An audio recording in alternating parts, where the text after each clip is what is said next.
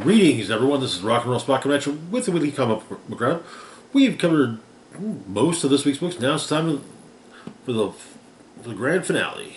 Kicking things off, we've got Batman number 129. Where we left off, Failsafe had managed to take over Gotham, and Aquaman had found Batman and saved him and allowed him to heal up in Atlantis. Gotham, however, is burning.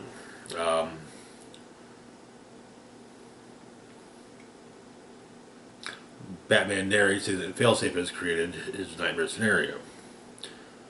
A Gotham where around every corner is a Joe Chill. Every alley is Crime Alley.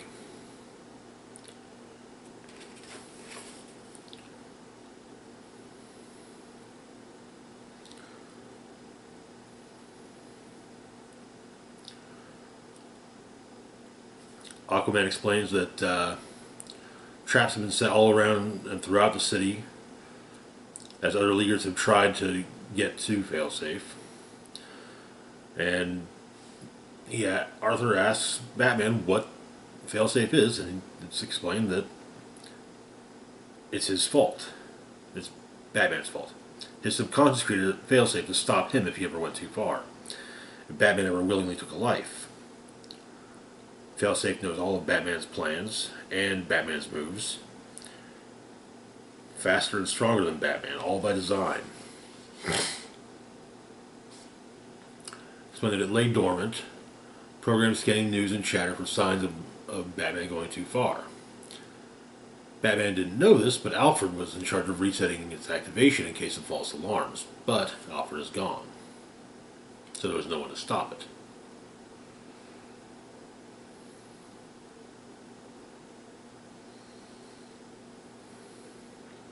But the Bat family are all being held captive by Failsafe, with the exception of Oracle, who is linked to computers.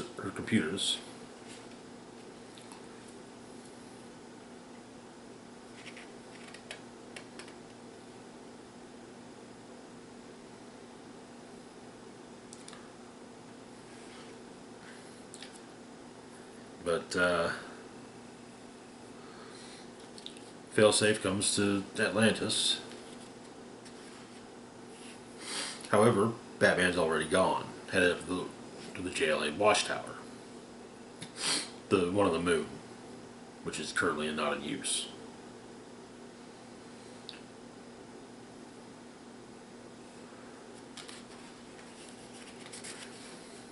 But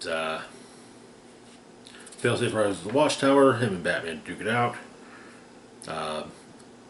Batman utilizing a not sure what weapon that is, pulled from the armory, however.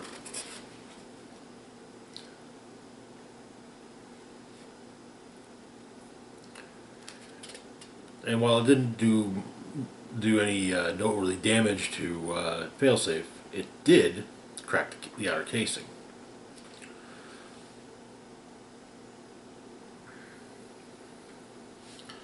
Batman heads to the teleporter, gets inside,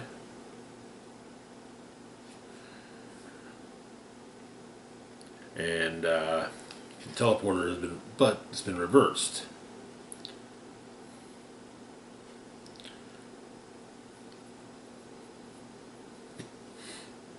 Sending Failsafe to seemingly the Hall of Justice. However, it also did a massive amount of damage to the watchtower. All the javelins are inoperable, and while Batman's suit is sealed, airtight, well, he can't fly at all. And so he's hurtling back into Earth's gravity. Our backup story, following while Batman was creating the Zur-En-Arrh identity, Joker got loose, and so he stopped his attempts at making it a separate personality, and well, went after Joker.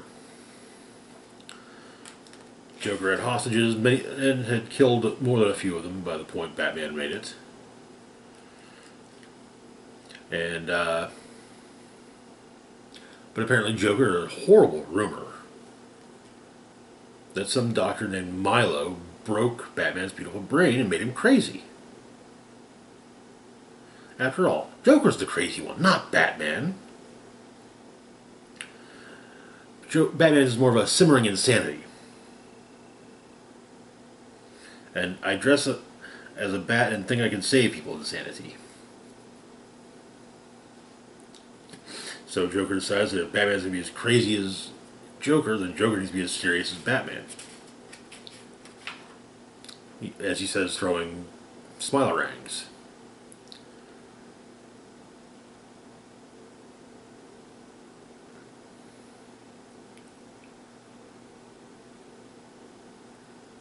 And while he deals with all of this, Batman as there and are, and insists that Batman let him out. And Batman does. And Batman comes upon Joker. Joker states that, yes, he looks like Batman, smells like him, but it's not him. And tonight, Joker dies, and that is where the issue ends. Okay.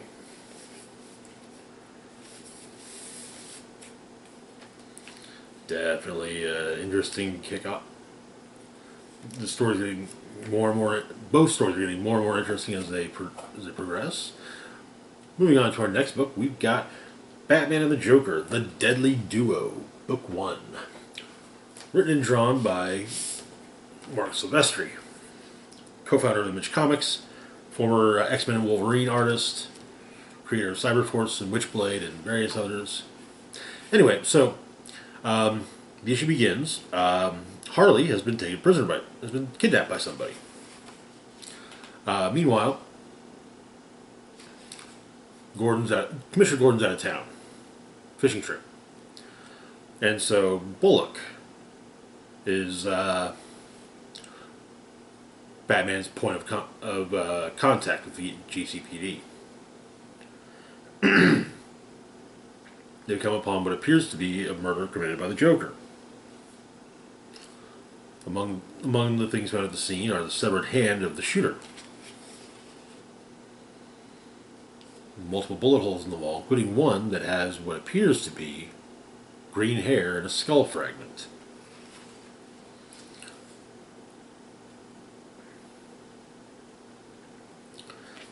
Batman gets a call, heads out into Gotham. A Joker sighting. Batman goes to deal with it. Only it seems to be a rabid, monstrous Joker. When Batman uses his bullets to restrain Joker, he just rips right through him. They duke it out. Batman punches Joker in the face at one point so he can feel bones break. Not Joker's, though.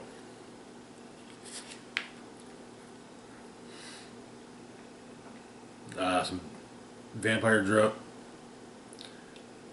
Batman's vampire drones go after Joker using police-grade tasers. Multiple police-grade tasers on him. They subdue Joker for a moment before SWAT shows up.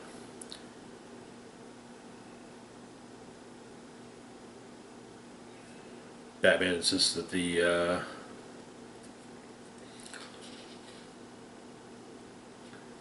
SWAT team pull back as the scene isn't secure. Joker gets loose and runs, fired upon and hit. There's a train derails and explodes.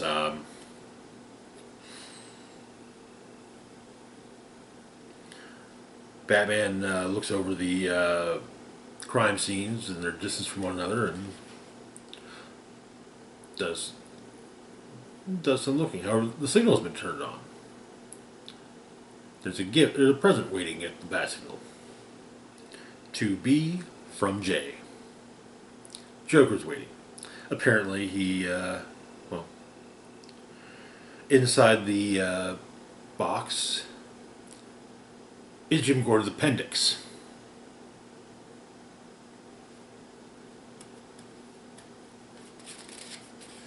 Of course, Batman wants to know where Gordon is, and does the whole, wrapping a rope around Joker's ankles and hanging him from the edge of a building, threatening to drop him.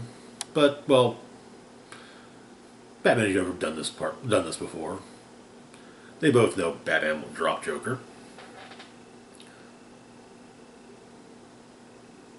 Joker, after all, needs Batman's help. Someone's taken something from him, and he wants it back. So how about they work together?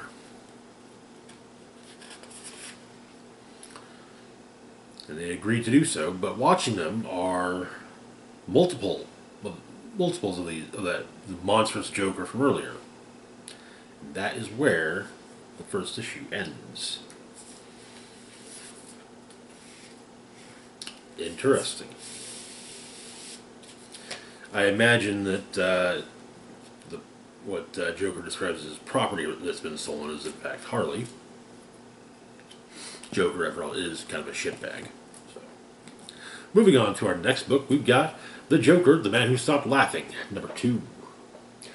Where we left off, the Joker had announced from Los Angeles that he was killing most of the organized crime bosses in the country all at once. And in fact, he managed to pull this off. He got it all set up and everything. However, at the same time, a man looking just like the Joker was wandering around Gotham, confused and having been shot in the head, or having survived a gunshot to the head.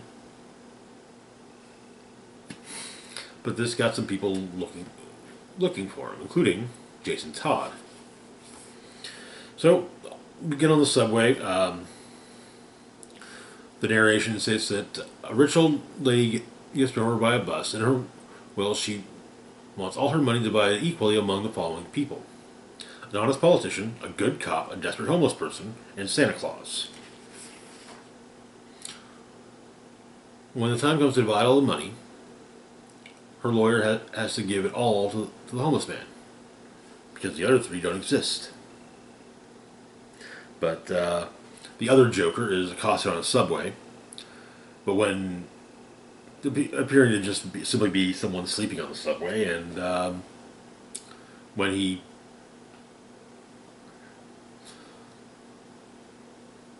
reveals himself to those on the train, well, everyone stops and gets off the train because, well, Gotham, if you see a clown with green hair, the best idea is run. At the bar where the other Joker first popped up, the owner is cleaning the floor and answering questions for Jason Todd, who seems to have perhaps hinted at being law enforcement. The other Joker, meanwhile, has gone to one of his old hideouts, but the door's locked.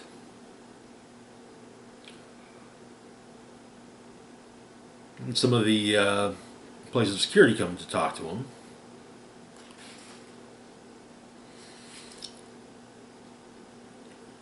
One of them is shot. One escaped. Two are killed. One escapes. And Joker goes after the former owner of the plant, a man named Cardiff. A couple of cops have been called about the subway incident, and are then called about the balloon factory incident.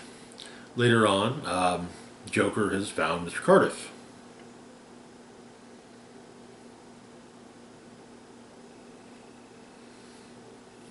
plans. He wants to put the gang back together. He needs to find everyone and get cleaned up. In Taos, New Mexico, the Joker, rumors of there being another Joker running around Gotham have made it to the Joker. Well, he means to do something about this after drowning one of his henchmen. But the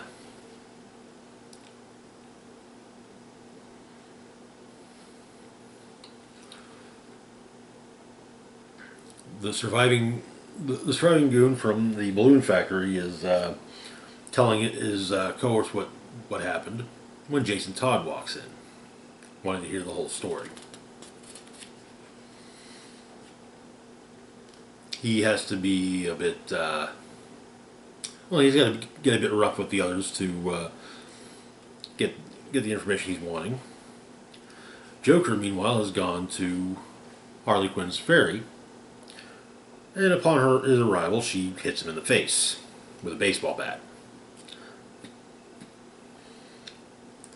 Cardiff is found dead by Jason Todd, and other Joker and Harley talk. In fact, Harley's even willing to let him go, realizing it's not him. She doesn't know who it is, but it's not him.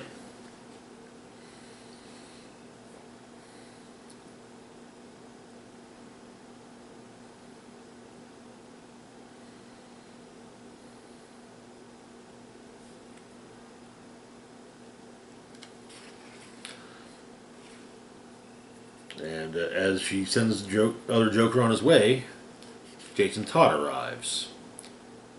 And our A story ends with Jason Todd sticking his hand through the porthole of the door and grabbing Joker by the throat. Our backup story, meanwhile, the Joker gets hit by the Batmobile.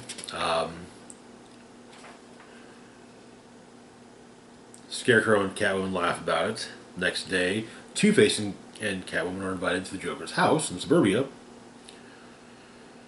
where apparently Joker's hung himself.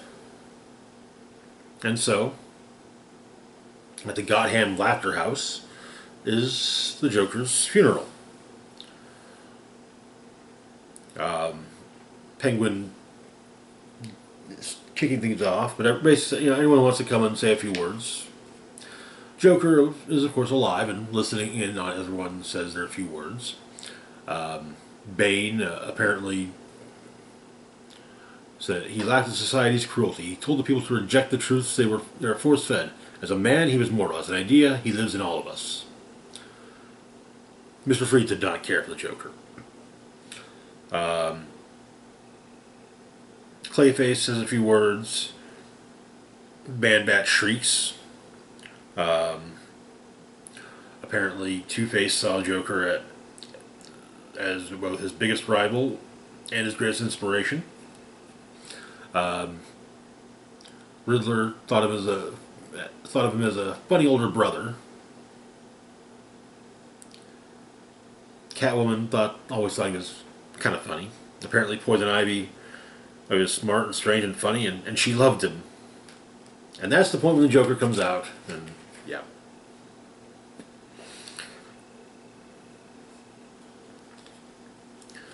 And gets beat up by all of them. And the villains laugh, and Joker, lying beaten and unconscious on the floor, thinks to himself that he knew he could make them laugh. And that is where the issue ends. So far, this is definitely getting interesting. This is the second miniseries focusing on the Joker by Matt Rosenberg that I've read, at least. There was also Puzzle Box, which we covered last year, I believe. That was interesting, to say the least. Moving on to our next book, we've got Poison Ivy number 6. Where we left off, Poison Ivy had gone in search of her mentor, Dr. Jason Woodruff, a.k.a. the Floronic Man. And they fought it out. She is intent upon killing him and basically kind of regaining a semblance of her previous goddess-like status. But Woodrue got the better of her. Kind of a he's the one who made Pamela Isley poison ivy, so he knows a few tricks to But he has her under his control and tries to get her to slit her throat. She starts to, but she turns it around and she does. She stabs Woodrue, ends up killing him, and then devouring his corpse. Basically, give herself a degree of his healing.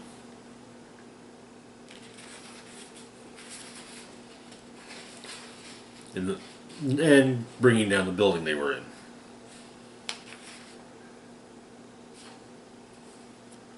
But Ivy's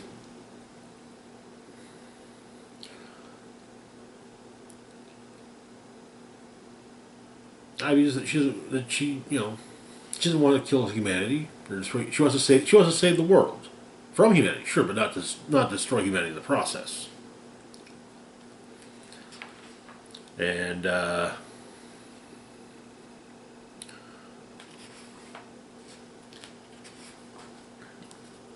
after she gets up and devours Woodrue, she works on healing. On healing, the young girl offers up her scarf, and in a brief moment, Ivy touches the young girl's hands and sees everything. And simply says that we are the Green. Takes the scarf and heads on her way. And apparently the narrative device of Ivy writing to Harley, it's been separate letters each time, which she's been sending.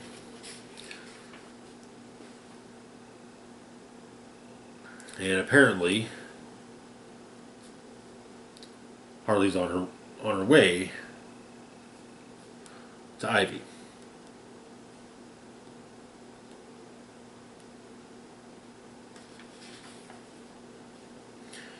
And the plant creatures that she made, that Ivy was growing back in her van, get loose.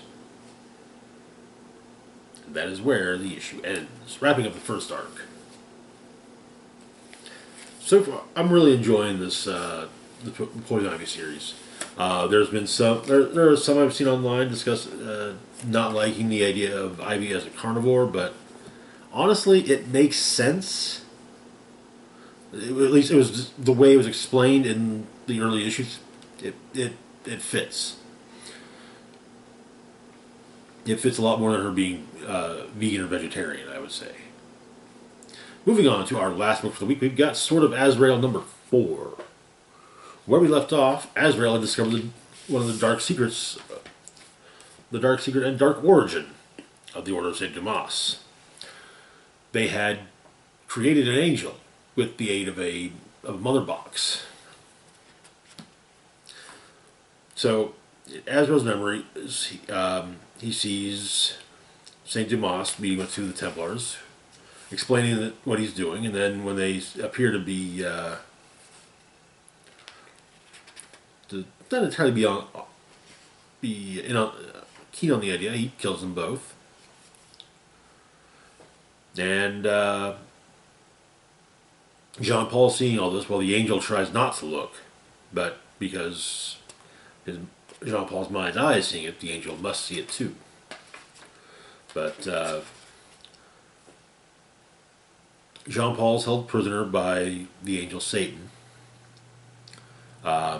Asked to be let down so he can pray as well before his death. And the Satan does so. However, Azrael attacks and flees deeper into the volcano. And is set upon by the Satan. However, The exertion has overtaxed the Satan's heart, and so he needs to get back into his throne and get for a new one. However, Jean Paul stops this, and in fact,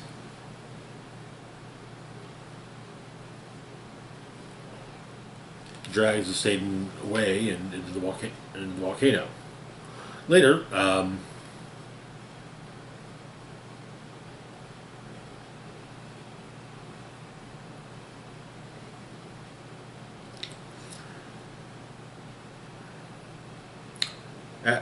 Jean Paul calls up Brother Carl to explain what's happened, just to be able to tell someone what's happened.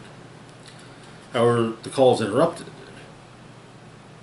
Someone apparently takes the phone and is talking with and continues talking with Azrael, or with Jean Paul. That someone, being a character I've been hoping that would pop up in this book, Father Valley, the assassin that was sent after Catwoman near the end during Ram V's run on her book. And Father Valley has killed Brother Carl and suggests that Azrael come to him so that Father Valley can take his confession. And that is where the issue ends. And that is going to do it for this week. As always, feel free to like, share, and subscribe. Should actually have a couple of team videos this week.